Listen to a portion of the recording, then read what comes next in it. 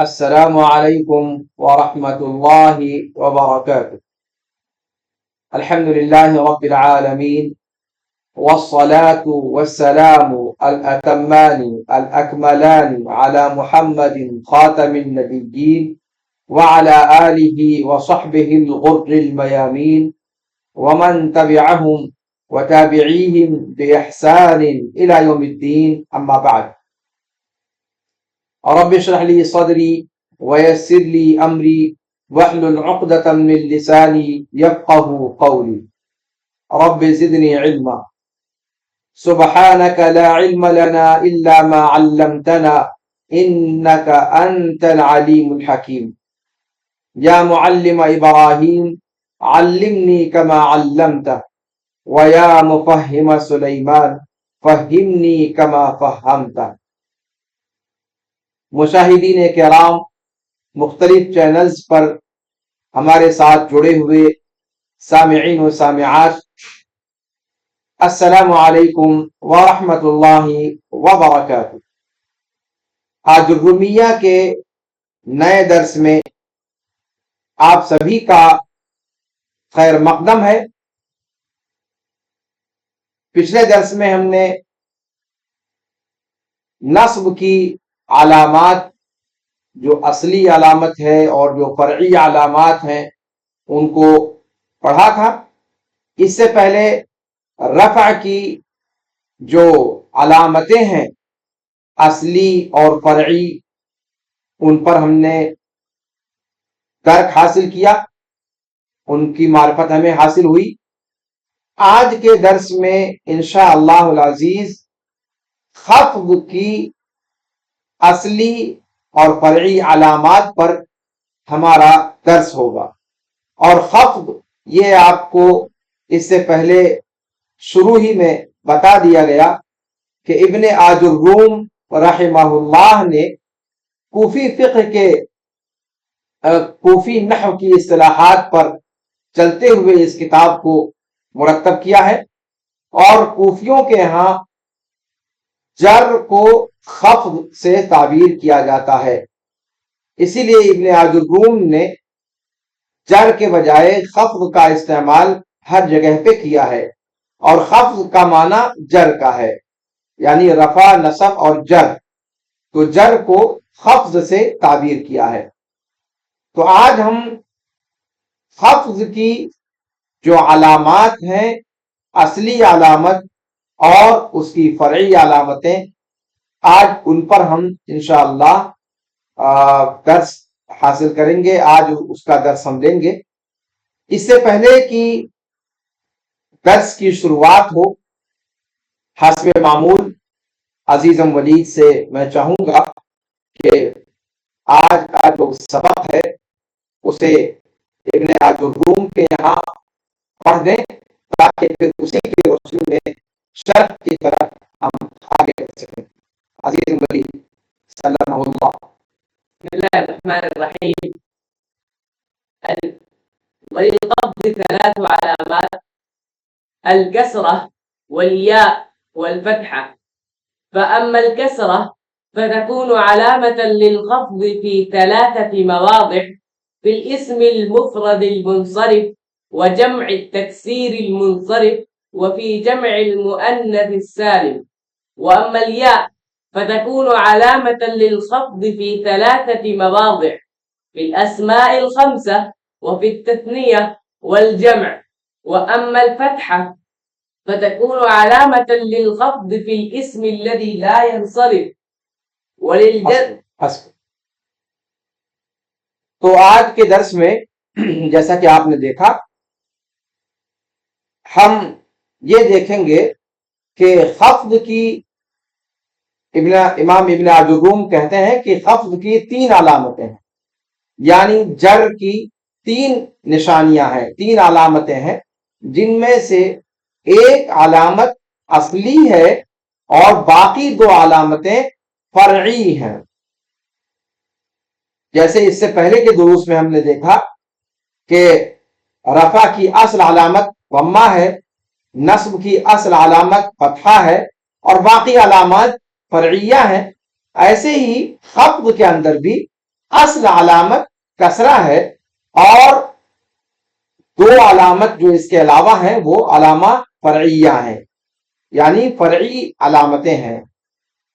تو کہتے ہیں کہ خفض کی 3 علامتیں ہیں، کل 3 علامتیں ہیں۔ نمبر 1 کسرہ، نمبر 2 یا، اور نمبر 3 فتحہ۔ لیکن کسرہ جس کو پہلے نمبر پہ ذکر کیا گیا ہے، یہ خفض کی اصلی علامت ہے، جر کی اصلی علامت ہے، اور باقی جو 2 علامتیں ہیں یا اور فتحہ، یہ خفض کی فرعی علامات ہیں۔ امام ابن عجرروم رحمہ اللہ کہتے ہیں کہ فَأَمَّا الْكَسْرَةُ فَتَكُونُ عَلَامَةً لِلْخَفْضِ فِي 3 مواضع۔ کسرہ جو خفض کی اصلی علامت ہے، اصلی پہچان ہے، یہ 3 جگہوں پر خفض کی علامت ہوتا ہے یا جر کی علامت یا نشانی ہوتا ہے۔ پہلی جگہ اس میں مفرد منصرف، دوسری جگہ جمع تکسیر منصرف، اور تیسری جگہ جمع مؤنث سالم۔ ان تینوں جگہوں پر کسرہ خفض کی اصلی علامت کے طور پر آتا ہے۔ اب آئیے جر کی یا خفض کی جو فرعی علامات ہیں یا اور فتحہ، ان کو پڑھتے ہیں۔ ابن عجرروم کہتے ہیں کہ جہاں تک یا کا مسئلہ ہے تو یہ خفض کی نشانی علامت ہوتی ہے، یہ بھی 3 جگہوں پر، اسماء خمسہ میں، تثنیہ میں اور جمع میں۔ اور آخری جو خفض کی علامت ہے یا خفض کی جو دوسری فرعی علامت ہے وہ ہے فتحہ، اور وہ خفض کی علامت بنتا ہے، فتحہ خفض کی علامت کے طور پر آتا ہے، فرعی علامت کے طور پر کہاں پر؟ اس اسم میں جو منصرف نہیں ہوتا ہے، یعنی اس میں غیر منصرف کے اندر۔ آئیے اس سے پہلے کہ امام ابن عجرروم کے اس سبق کو یا ان کی اس عبارت کے حل کی طرف ہم آگے بڑھیں، میں یہ چاہتا ہوں کہ جو اس سے پہلے آپ کے سامنے رفع اور اس کی علامتیں، نصب اور اس کی علامتیں جو ہم نے پڑھی ہیں مل کر ساتھ میں، اس کا ایک خاکہ پھر سے آپ کی نگاہوں کے سامنے ڈال دوں تاکہ جو پچھلے اسباق ہیں ان کا اعادہ مختصر انداز میں ہو جائے۔ دیکھیے یہ آپ کے سامنے اسکرین پر نظر آ رہا ہے۔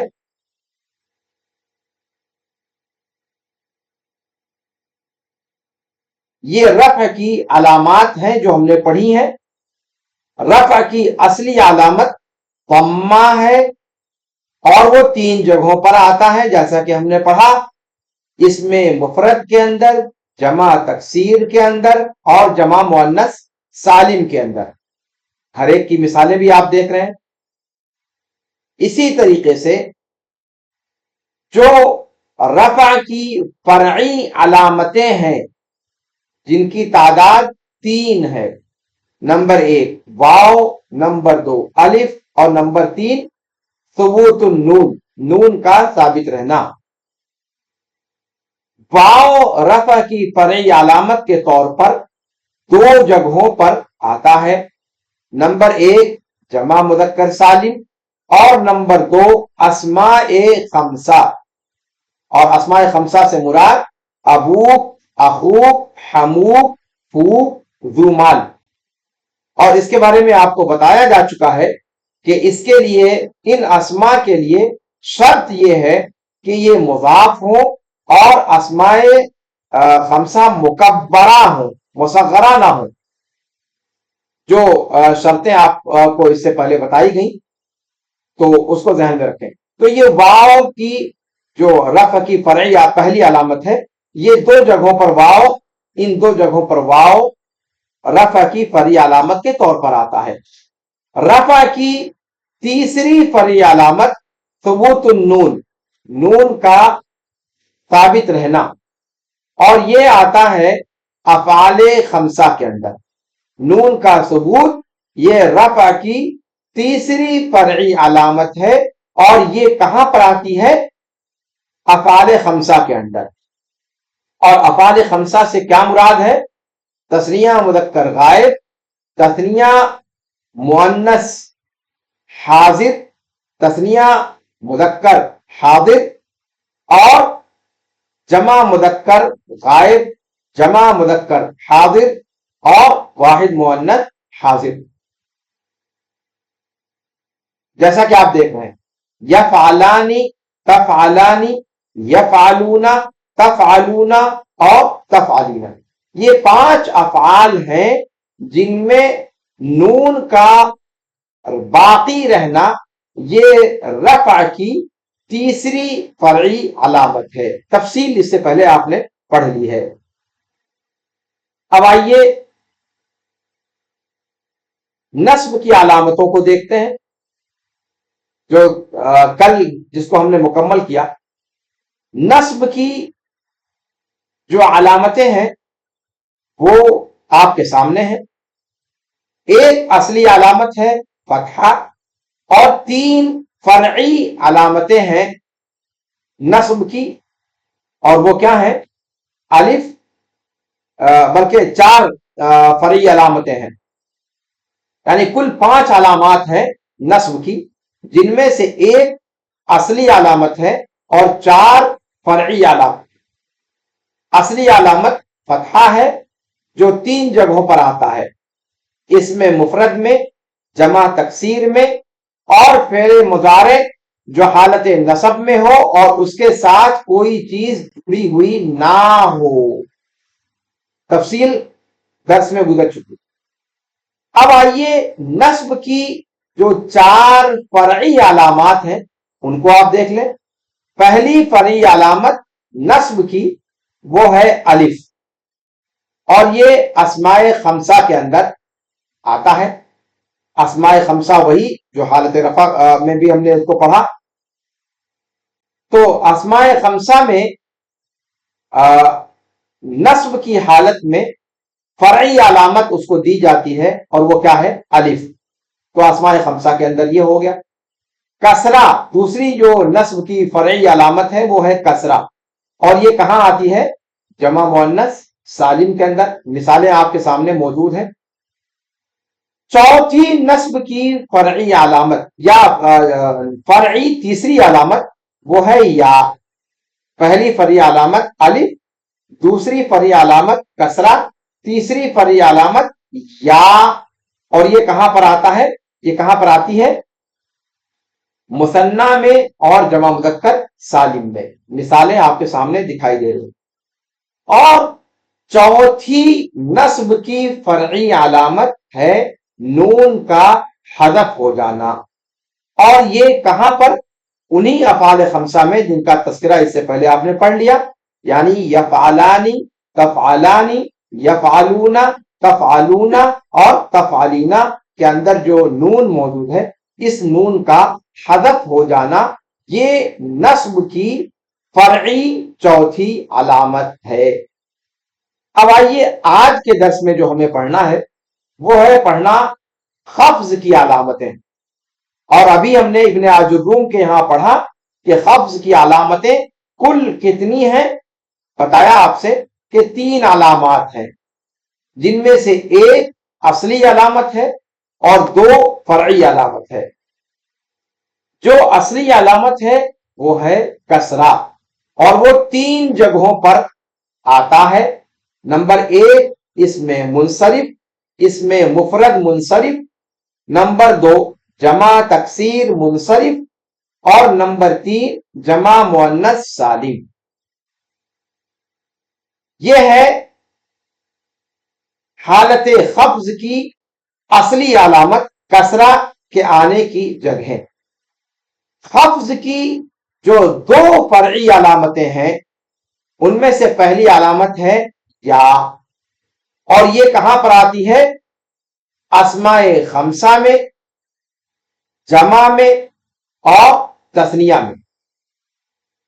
اسماء خمسہ کے اندر جیسے مررت بابی، اور جمع میں جیسے سلمت علی مہندسین، تثنیہ میں جیسے سلمت علی والدین۔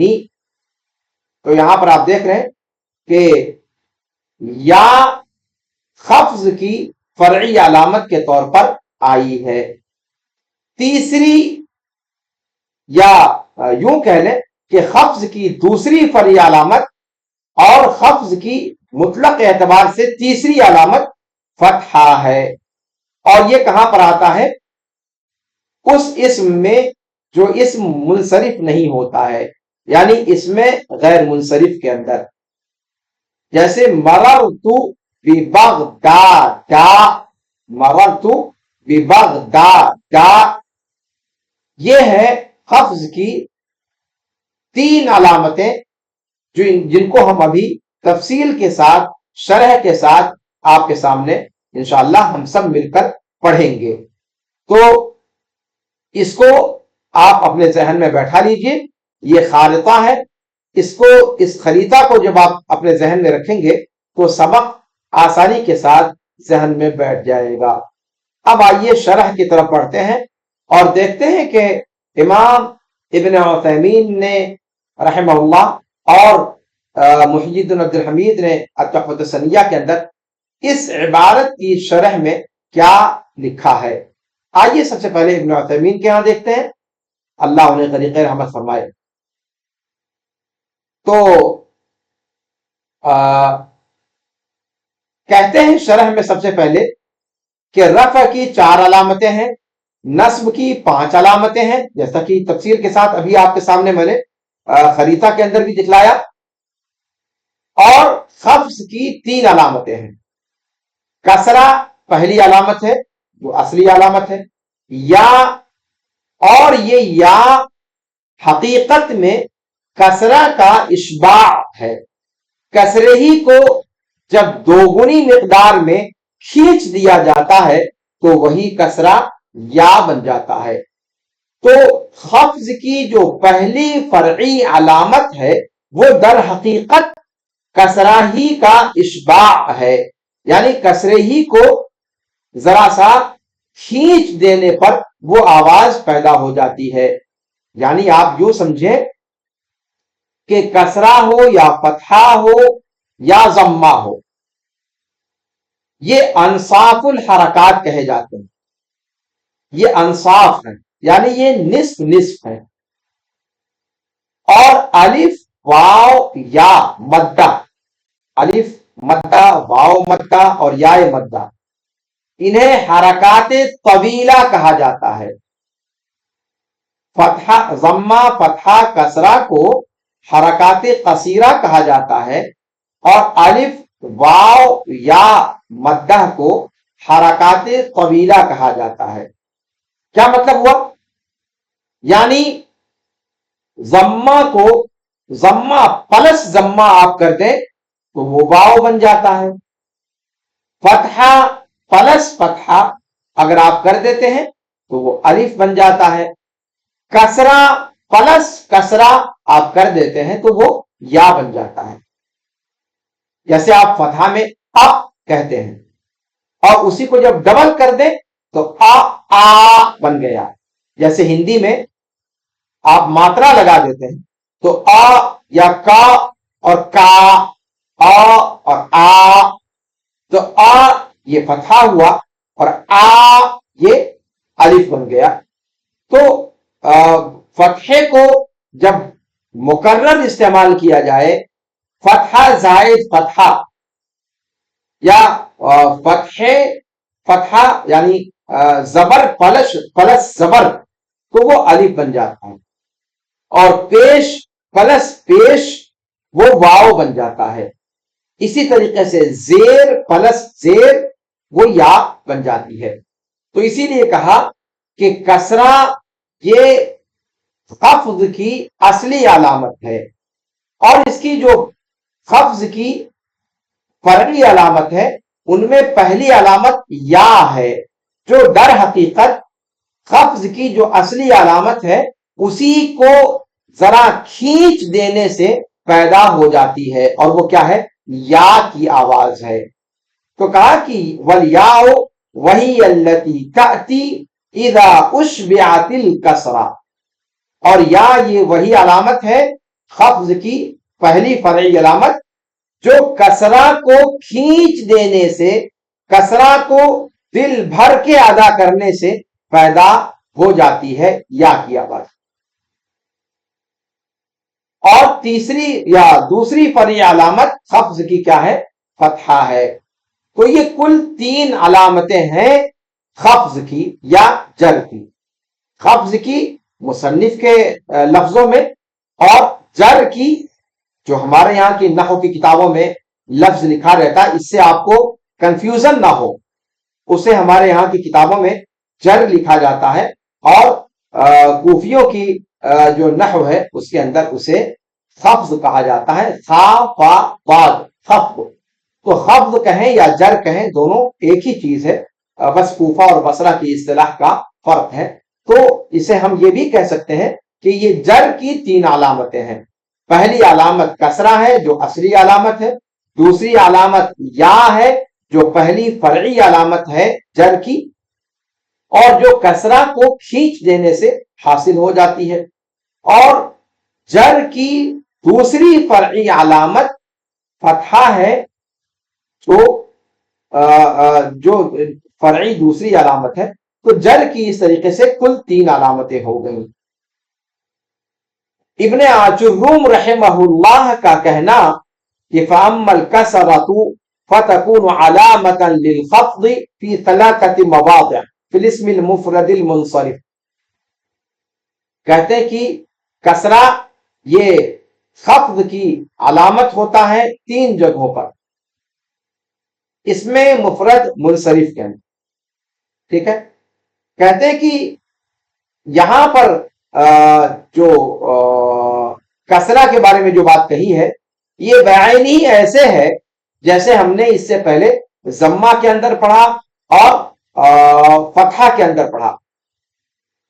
جیسے ضمہ رفع کی علامت ہوتی ہے اس میں مفرد میں، ٹھیک ہے. ضمہ یہ رفع کی علامت اصلی علامت ہے اور اس میں مفرد میں آتی ہے. منصرف نہیں کہا، ٹھیک ہے. فتحہ نصب کی علامت ہے اس میں مفرد میں، یہاں بھی منصرف نہیں کہا. لیکن یہاں کسرہ کے لیے جب اس میں مفرد کا ذکر کیا مصنف رحمہ اللہ نے تو اس میں مفرد کے ساتھ منصرف جوڑ دیا. یہاں پر ایک نئی قید کا اضافہ کر دیا، یعنی رفع کی اصلی علامت ضمہ وہ بھی اس میں مفرد میں آتا ہے، نصب کی اصلی علامت فتحہ وہ بھی اس میں مفرد میں آتا ہے اصلی علامت کے طور پر. وہاں صرف اس میں مفرد کہا گیا، منصرف نہیں کہا گیا. لیکن جب جر کی بات آئی، جب خفض کی بات آئی اور اس کی اصلی علامت کسرہ پر گفتگو شروع ہوئی تو یہ ذکر کیا مصنف رحمہ اللہ نے کہ یہ کہاں آتا ہے؟ اس میں مفرد منصرف میں. اب یہ منصرف کی قید یہاں پر انہوں نے بڑھا دیا ہے، اس لیے کہ اس میں مفرد جو ہوتا ہے وہ کبھی منصرف ہوتا ہے اور کبھی غیر منصرف ہوتا ہے. اس میں منصرف کسے کہا جاتا ہے؟ اس میں منصرف اس اسم کو کہا جاتا ہے جو موانع صرف جو اسباب ہیں اس سے خالی ہو، یعنی اسباب منع صرف سے خالی ہو جو اسم، اس کو اس میں منصرف کہا جاتا ہے. اور اسے منون ذکر کیا جاتا ہے، یعنی اس میں منصرف کی پہچان یہ ہے کہ اس پر تنوین آتی ہے، جیسے زید، عمرو، رجل، خالد، مسجد، دار وغیرہ وغیرہ. تو اس کا مطلب یہ ہوا کہ اسم مفرد منصرف سے مراد کیا ہے کہ ایسا اسم جو غیر منصرف ہونے کے اسباب سے یا جو اسباب اس کے ہیں ان سے خالی ہو. ٹھیک ہے، یعنی منون استعمال ہو رہا ہو، تنوین کے ساتھ آئے.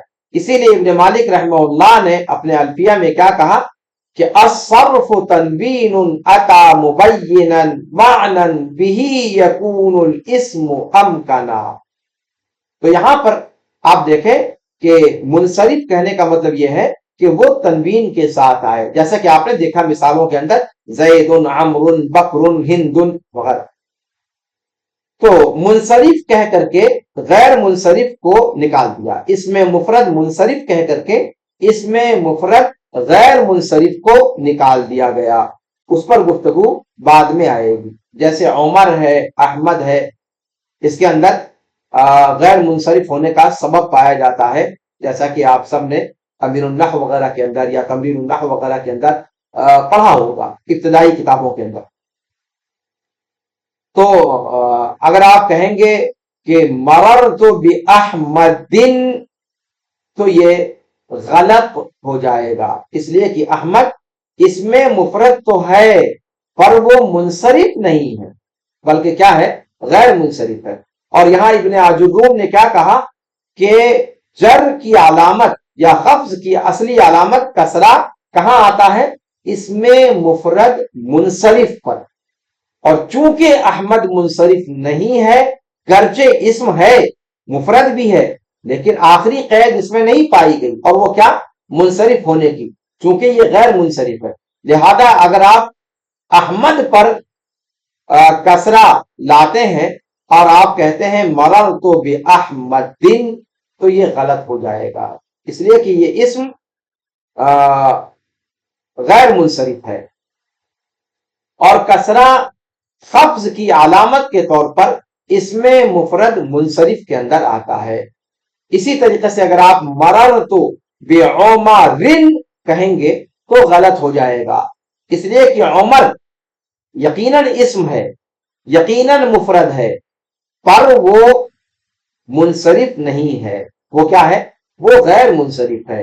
اسباب منع صرف پائے جاتے ہیں اس کے اندر جس کی وجہ سے وہ غیر منصرف ہے، لہذا مررت بعمر کہنا غلط ہوگا.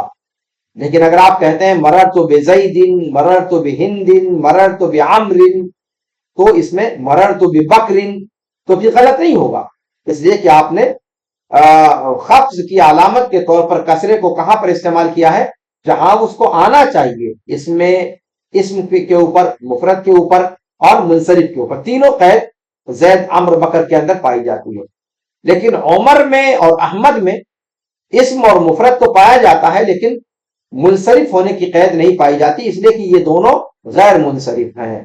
جی، دوسری جگہ بتایا کہ کسرہ کہاں پر آتا ہے، جر کی علامت کے طور پر، اصلی علامت کے طور پر جمع تکسیر منصرف کے اندر. یہاں بھی آپ دیکھیں کہ جمع تکسیر منصرف کی قید لگایا ہے، اس لیے کہ جمع تکسیر وہ بھی کبھی منصرف آتا ہے اور کبھی غیر منصرف آتا ہے.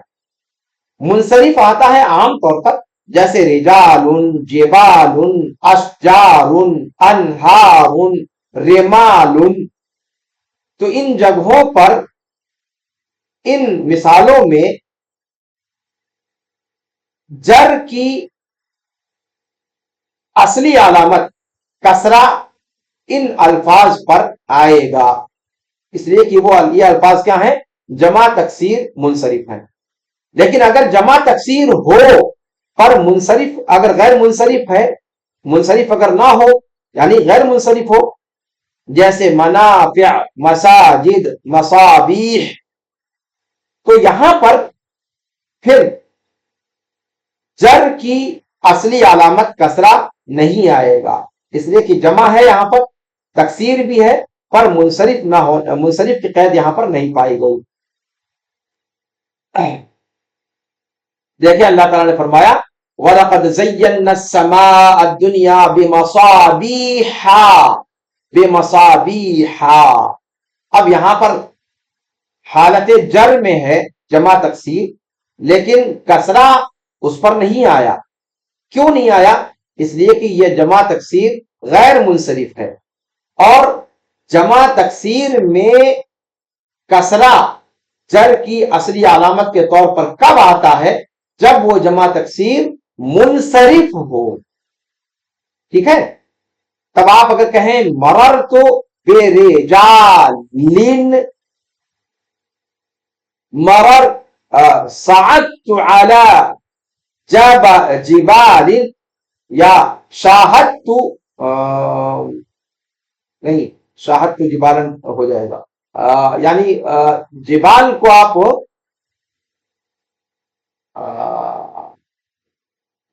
حالت جر میں استعمال کریں، یا مررت باشجارن آپ کہیں تو اشجارن یہاں پر آپ دیکھیں کہ را پر کسرہ آیا ہوا ہے جر کی علامت، اصلی علامت کے طور پر. تو جمع تکسیر اگر منصرف ہے تو اس پر خفض کی علامت کسرہ جو اصلی علامت ہے اس کے ذریعے سے اسے اعراب دیا جائے گا، جیسے آپ کو اشجار کے اندر بتایا، اور انہار کے اندر، رمال کے اندر. ٹھیک ہے؟ اللہ رب العالمین قرآن کریم کے اندر فرماتا ہے لا تسألوا عن اشیاء ان تبد لکم تسؤکم.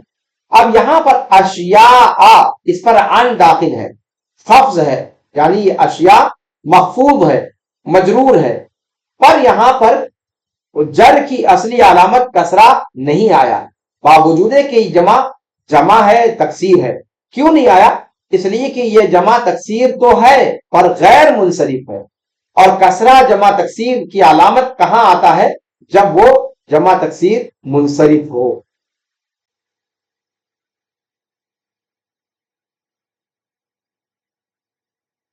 تیسری جگہ ہے جمع مؤنث سالم. جمع مؤنث سالم، یہاں پر بھی جر کی اصلی علامت کسرہ اس کے اوپر داخل ہوتا ہے. یہاں پر جمع مؤنث سالم کے ساتھ مصنف رحمہ اللہ نے منصرف کی قید نہیں لگائی.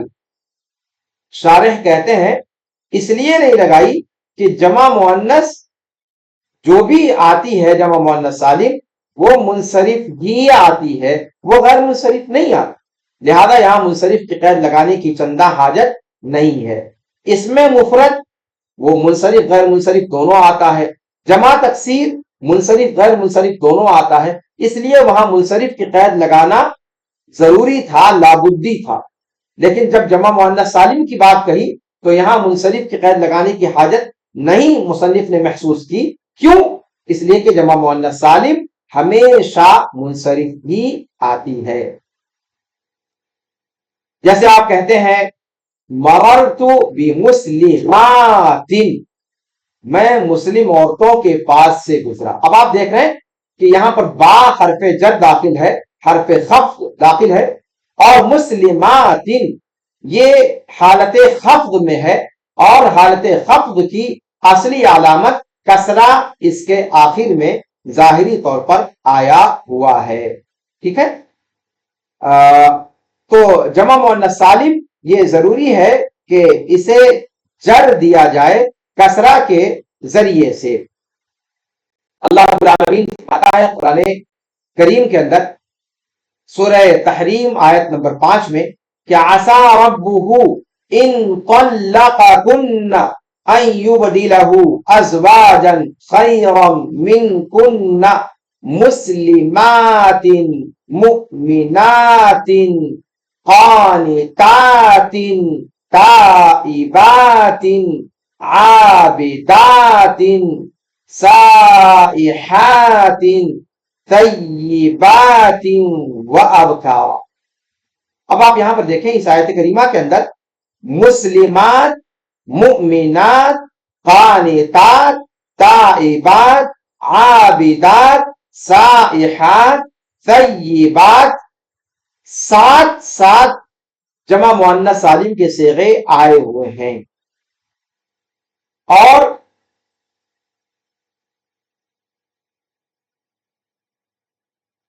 یہ جمع مؤنث سالم ہے، جمع مؤنث سالم ہے یہاں پر، اور جمع مؤنث سالم کو نصب دیا جاتا ہے کسرہ کے ذریعے سے،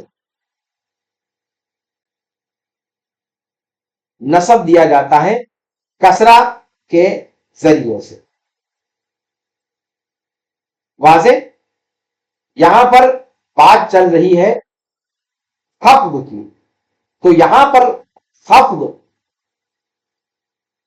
خفض کی علامت کسرہ، یہ کہتے ہیں کہ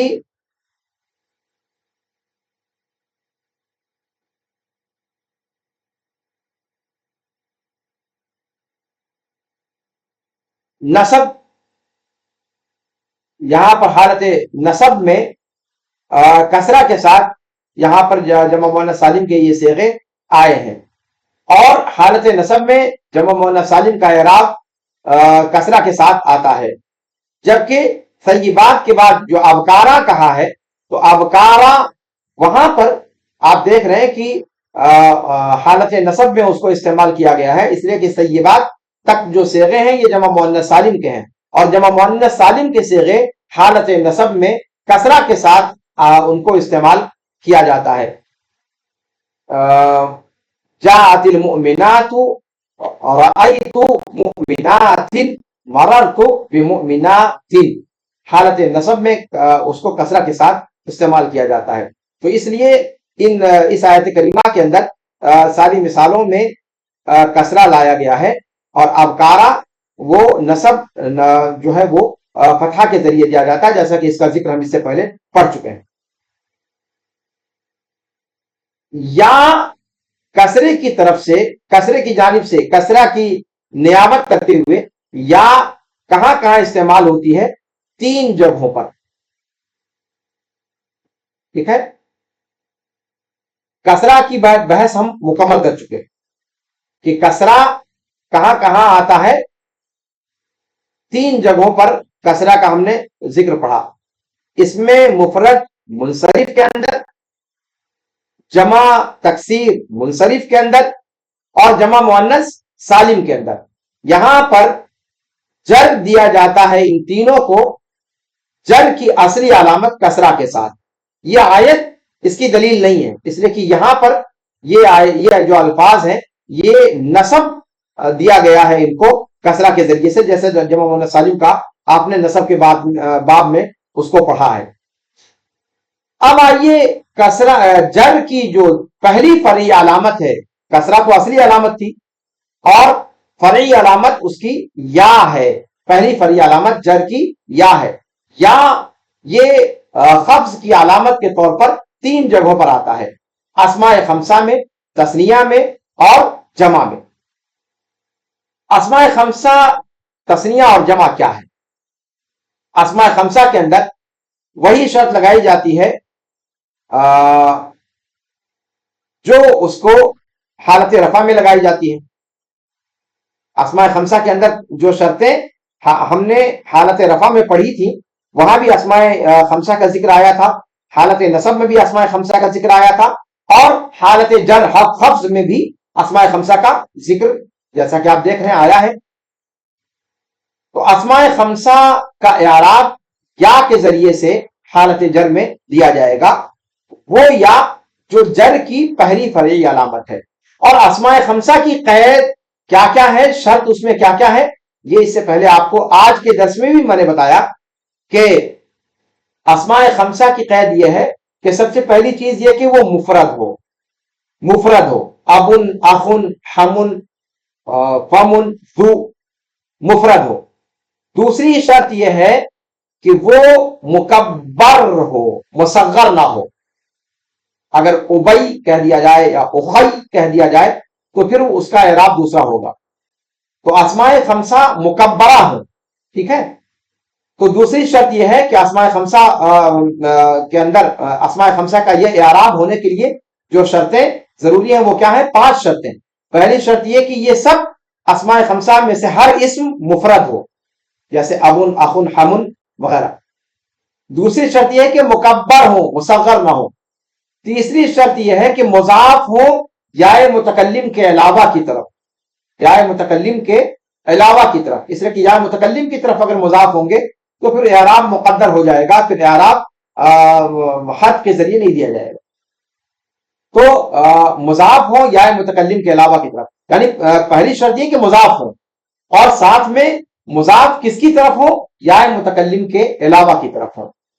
اچھا، اور ایک شرط فو میں لگائی جاتی ہے کہ وہ میم سے خالی ہو، اس لیے کہ فمن منہ کے لیے عام طور سے جو لفظ استعمال ہوتا ہے وہ فمن استعمال ہوتا ہے، لیکن اسماء خمسہ میں جو فم استعمال کیا جاتا ہے وہ فمن نہیں ہوتا ہے، وہ فو ہوتا ہے، تو بغیر میم کے استعمال کیا جائے۔ اور پانچویں اور آخری شرط زو کے ساتھ لگائی جاتی ہے کہ وہ صاحب کے معنی میں ہو، جیسے ذو مالن میں اے صاحب و مالن، تو ذو صاحب کے معنی میں ہو۔ اسماء خمسہ کی یہ 5 شرطیں آپ نے رفع کے اندر بھی پڑھی، نصب کے اندر بھی پڑھی، ویسے ہی اسماء خمسہ کی یہ 5 شرطیں یہاں بھی ہیں۔ حالت خفض میں یا کا اعراب انہیں دینے کے لیے یہ 5 شرطیں ہیں، ٹھیک ہے۔ تو اگر یہ 5 شرطیں پائی جاتی ہیں اسماء خمسہ کے اندر تو پھر انہیں یا کے ذریعے سے جر دیا جائے گا یا خفض دیا جائے گا۔ اللہ تعالیٰ فرماتا ہے ارجعوا الی ابیکم، سورہ یوسف آیت نمبر 81۔ اب آپ یہاں پر دیکھیں کہ ابیکم کہا گیا ہے، ابیکم الی حرف جر اس پر داخل ہے، اور اب یہ اسماء خمسہ مکبرہ میں سے ہے، تو اور مضاف ہے یا متکلم کے علاوہ کی طرف۔ آپ دیکھ رہے ہیں کہ یہاں پر اس کو اعراب کیسے دیا گیا ہے، جر کیسے دیا گیا ہے؟ یا کے ذریعے سے۔ ابن تھا ابی کر دیا گیا، تو ابی کم کس کے ذریعے جر دیا گیا؟ یا کے ذریعے سے۔ کیوں؟ اس لیے کہ یہ اسماء خمسہ میں سے ہے۔ اسی طرح سے اللہ رب العالمین سورہ یوسف آیت نمبر 64 میں فرماتا ہے قال هل آمنكم عليه الا كما امنتكم على اخيه من قبل، على اخيه، على اخيه۔ اب یہاں اخ پر علی حرف خفض داخل ہے، حرف جر داخل ہے، اور اخ یہاں پر حالت جر میں ہے، حالت خفض میں ہے، اور یہ اسماء خمسہ مکبرہ میں سے ہے، اور یا متکلم کے علاوہ کی طرف مضاف ہے، اس لیے کہ ہو کی طرف مضاف ہے، تو یہاں پر اس کو اعراب دیا گیا ہے، جر دیا گیا کس کے ذریعے؟ یا کے ذریعے سے۔ کیوں؟ اس لیے کہ یہ اسماء خمسہ مکبرہ میں سے ہے۔ اللہ رب العالمین فرماتا ہے سورہ یوسف ہی کے اندر آیت نمبر 87 میں اذهبوا فتحسسوا من یوسف واخیہ، من یوسف واخیہ، واخیہ معطوف ہے یوسف پر، اور یوسف حالت جر میں ہے من کے داخل ہونے کی وجہ سے، تو یہی عامل اخ پر بھی گویا داخل ہوا، تو اخ یہاں حالت خفض میں ہے، اور اسماء ستہ مکبرہ یا اسماء خمسہ مکبرہ میں سے ہونے کی وجہ سے اس کو یا کے ذریعے سے جر دیا گیا، ٹھیک ہے۔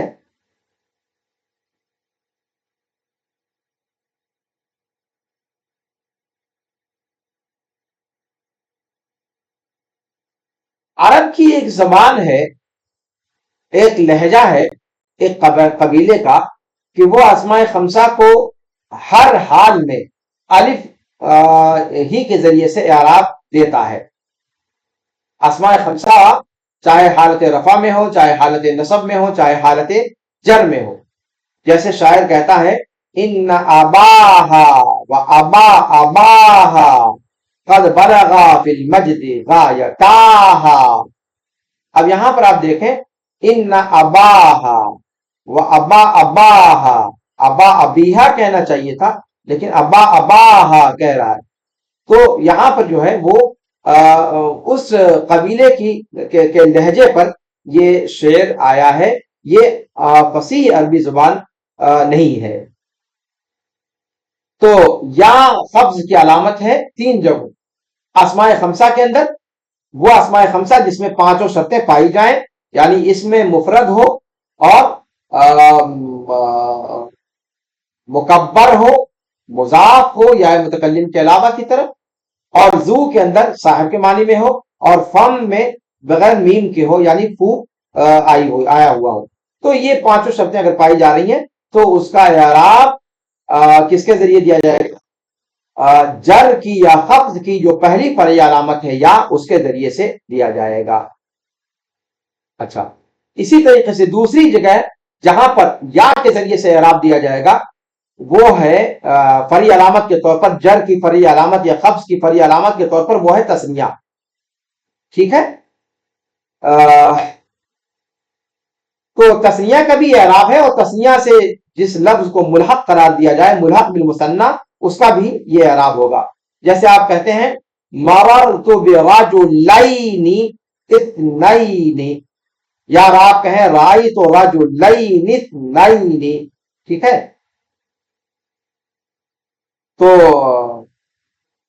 مررت بالرجلین کلیہما، برجلین، یہاں پر آپ دیکھ رہے ہیں کہ تثنیہ کو اعراب دیا گیا حالت جر میں یا کے ذریعے سے، جو جر کی یا خفض کی پہلی فرعی علامت ہے. ٹھیک ہے،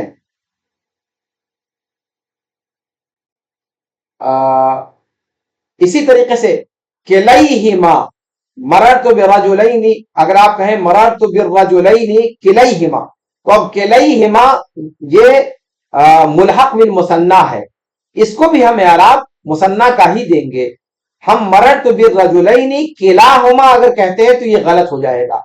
جیسے مثنیٰ کو حالت جر میں یا کا اعراب دیں گے، ویسے ہی کلا کا بھی اعراب ہم، کلا و کلتا کا بھی ہم اعراب یا کے ذریعے سے دیں گے حالت جر میں. اچھا، تیسری جگہ جہاں پر یا خفض کی فرعی علامت کے طور پر آتا ہے وہ ہے جمع، یعنی جمع مذکر سالم. ٹھیک ہے، اور جمع سے مراد یہاں جمع مذکر سالم ہے. جمع مذکر سالم میں کو حالت خفض میں یا کے ذریعے سے اعراب دیا جائے گا. ٹھیک ہے، جیسے آپ کہتے ہیں مررت بالمسلمین، یا آپ کہیں مررت بالمعلمین. ٹھیک ہے، تو یہاں پر المعلمین جمع مذکر سالم ہے اور اس پر حرف جر، حرف خفض داخل ہے، یعنی وہ حالت خفض میں ہے، مخفوض ہے، تو حالت خفض میں جمع مذکر سالم کا اعراب یا کے ساتھ آئے گا. تو جمع مذکر سالم ہو یا جمع مذکر سالم سے ملحق جو جمع ہے، ملحق جو ہے، اس کا بھی اعراب یا کے ذریعے سے دیا جائے گا حالت جر میں.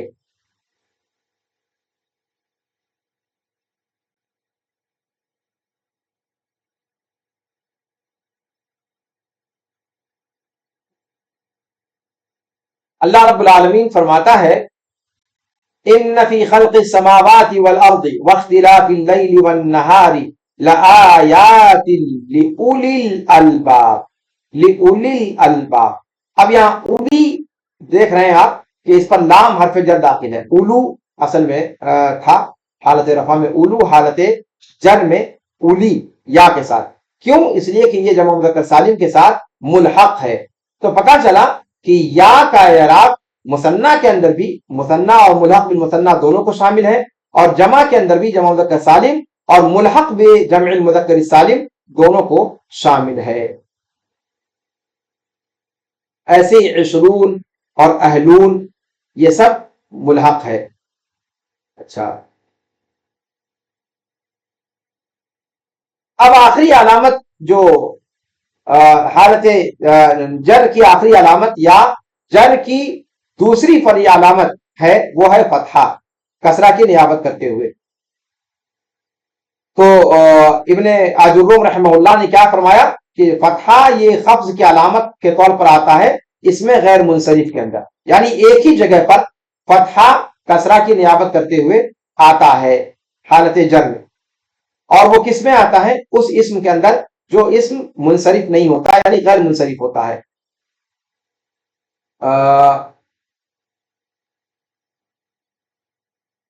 اور منصرف اور غیر منصرف کی واضح پہچان کیا ہے کہ منصرف تنوین قبول کرتا ہے اور غیر منصرف تنوین قبول نہیں کرتا ہے، جیسا کہ ابن مالک کا قول گزر چکا ہے. ٹھیک ہے، اور اسباب منع صرف وہ بھی آپ نے امیر اللہ وغیرہ کے اندر پڑھ لیا ہوگا.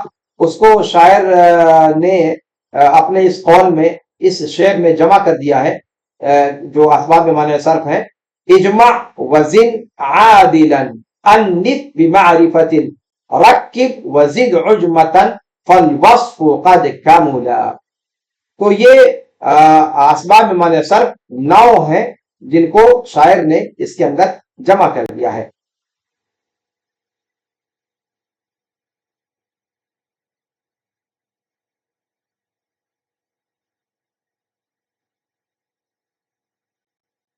इसकी तफसील आपने पहले पढ़ रखी है, इसलिए इस पर बहुत ज्यादा मैं वक्त लगाना मुनासिब नहीं समझता हूं, और आज कुछ वक्त ज्यादा होने को भी आया, इसलिए मैं चाहूंगा कि जरा जल्दी से दर्स को मुकम्मल कर लिया जाए।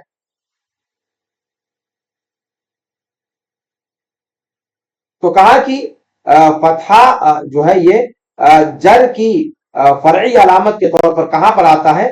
गैर मुनसरिफ के अंदर। जैसे आप कहें मररतु बि अस्मा, ठीक है, अस्मा जो लड़की का नाम है, ये अस्मा, तो यहां पर जो है वो गैर मुनसरिफ है जी। इसी तरीके से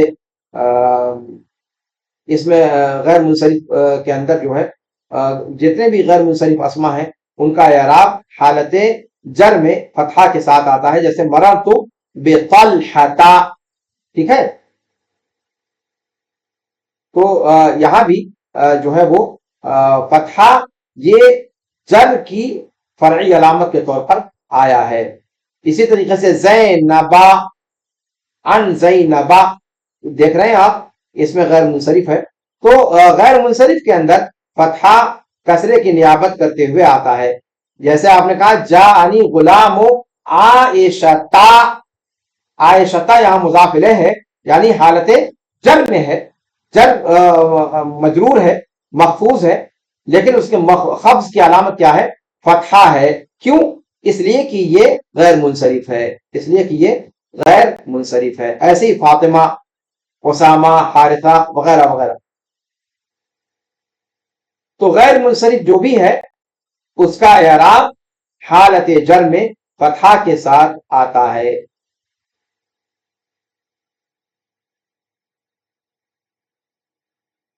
सलमान है, ठीक है, सफवान ये मुनसरिफ है, इब्राहिम है, जैसे ये सब गैर मुनसरिफ है।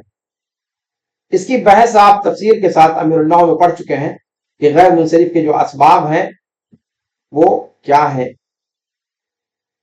ओनैजा शहर का जो नाम है गैर मुनसरिफ है, ठीक है। तो इस तरीके से हमने आज का दर्स मुकम्मल किया। आपके सामने फिर मैं मुख्तसर अंदाज में यहाँ पर कब्ज की अलामात को खरीदे को दिखला रहा हूँ, जिससे आज के दर्स का खुलासा आपके सामने आ जाएगा। पहली अलामत कसरा है जो असली अलामत है, ये 3 जगह पर आती है, इसमें मुफरद मुनसरिफ, जमा तकसीर मुनसरिफ और जमा मुअन्नस सालिम। दूसरी अलामत जो जर की पहली फरी अलामत है, कसरा की नियाबत करते हुए या आती है, ये अस्माए खमसा के अंदर, जमा के अंदर और तस्निया के अंदर, ये 3 जगहों पर या फरी अलामत के तौर पर, खब्ज की फरी अलामत के तौर पर या आती है अलामत बनकर। तीसरी अलामत जो खब्ज की तीसरी अलामत है वो फतहा है, कसरे की नियाबत करते हुए आता है, और वो कहां पर आता है? गैर मुनसरिफ में। जैसे मररतु बिबगदादा। इस तरीके से हमने खब्ज की अलामात या जर की अलामात असली और फरई आज के दर्स में हमने पढ़ ली। अब आखिरी बाकी रह गया है जज्म की अलामात, उसकी असली अलामत क्या है और फरई अलामात क्या है। इंशाअल्लाह वो अगले दर्स में पढ़ेंगे।